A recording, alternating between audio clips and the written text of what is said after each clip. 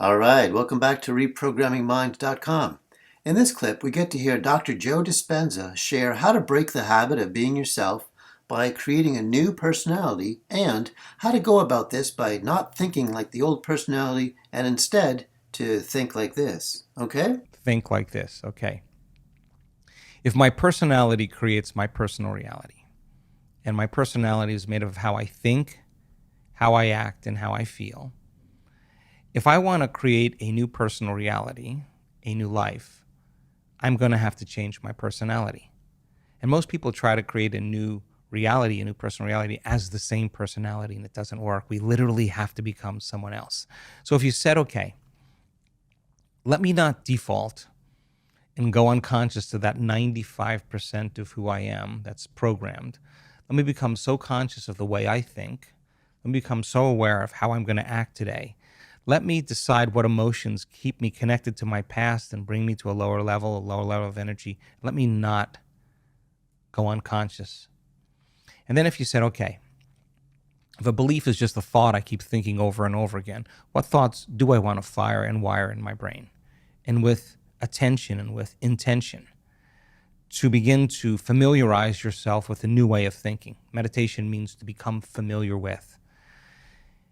If you keep firing and wiring those circuits, you're going to begin to install the hardware. Repeat it enough times and it becomes a software program. That could be the new voice in your head that says, I can, it is possible. If you said, okay, when did I fall from grace yesterday? When did I lose it? Oh my gosh, it was at work, with my coworkers, with my ex, with my enemy, with the news, with traffic. Acting this way is not going to make me happy. If I had another opportunity, how would I do it?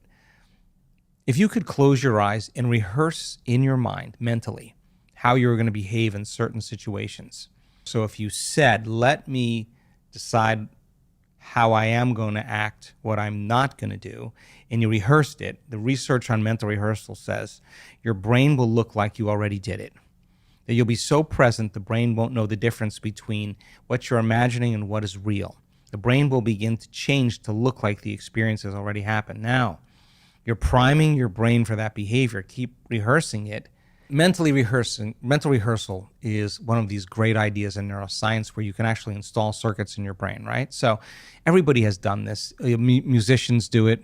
They're playing a song in their mind all the time. Athletes do it. They're always going over their moves.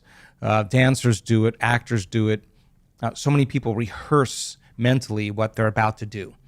And when they do that, they actually prime their brain. They actually can change their brain and change their body just by thought alone.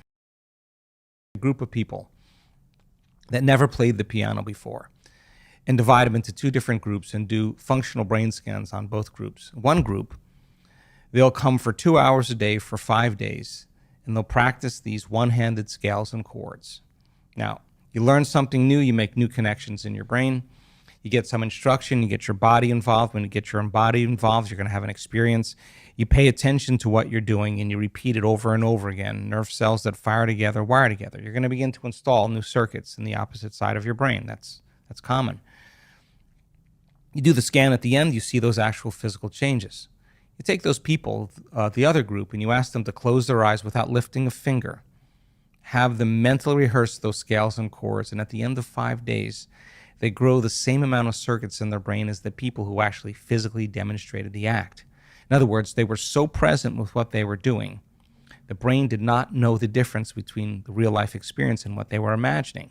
The brain was physically changing to look like they already experienced it, they already did it. So now, you take those people, never played the piano before, they've just been mentally rehearsing for 2 hours a day for 5 days. You set them in front of a piano, and they could actually play those scales and chords. Why? Because they primed their brain for that behavior.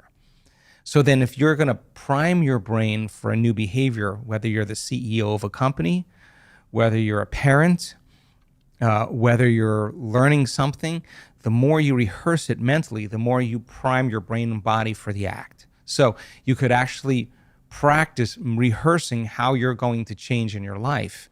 And if you keep doing it enough times, your behaviors will match your intentions automatically because you have the mind installed to do it. If you don't have the mind installed to do it, you'll go back to the same past behavior. and rehearse it in your mind until it feels right, till you feel like I could actually do that, and go from start to finish without losing your attention.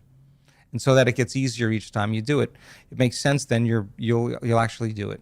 And then if you said, okay, enough of this guilt.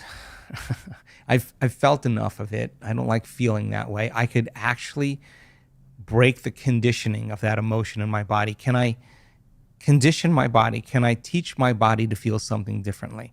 What would be the feeling that I want to feel if I was able to do it? Would it be worth? Would it be self-love? Would it be freedom? Would it be joy? Let me teach my body emotionally what a future could actually feel like before it happens. If you keep doing it over and over again, you're going to start making more of those chemicals, and it's going to become easier for you to do it. It's going to become familiar to you, and that's exactly what meditation is, to become familiar with an old self, to know thyself, to become so conscious of that unconscious self that you don't go unconscious to that self. And how many times do we have to forget until we stop forgetting and start remembering? That's the moment of change. What thoughts do I want to fire and wire in my brain? Let me become familiar with those. What behaviors do I want to demonstrate? What would greatness do? What would love do? And actually rehearse a greater way. Rehearse it enough times so that you could actually step into that footprint. Teach your body emotionally that there's another way to feel, and do it over and over again. It'll become familiar to you. And so the model of change is unlearning and relearning. It's breaking the habit of the old self and reinventing a new self. It's pruning synaptic connections and sprouting new connections. It's unfiring and unwiring, refiring and rewiring, deprogramming and reprogramming, losing your mind and creating a new one, unmemorizing emotions that have been stored in the body and then reconditioning the body to a new mind and to a new emotion. Turns out if you teach people how to do that, in 7 days you can see very profound biological changes if they immerse themselves into the experience. And so that exact process in 7 days, we take people through a very immersive experience. And we do functional brain scans or fMRIs or quantitative EEGs before they start the event. And then at the end of 7 days, we look at their brains at the end of 7 days. And there are dramatic changes in the way their brain works, very significant changes. Some of them are really outstanding changes.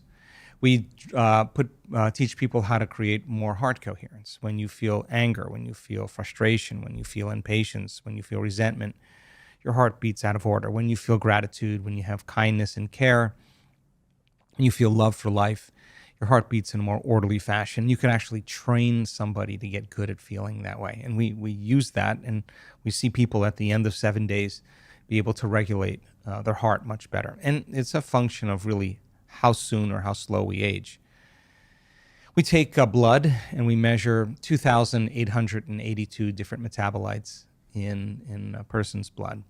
And at the end of 7 days, we measure again. And I can tell you that if you're a novice meditator, really never meditated before, kind of your first event, and you go through that 7-day process, at the end of 7 days, there's so many biological changes that are taking place in the collective, in the community, not just one, not just two, the majority of people, and I mean a significant majority of people, suggesting that their body literally is living in a new environment, in a new life. And there are chemicals in their bloodstream in terms of information that wasn't there prior to the event.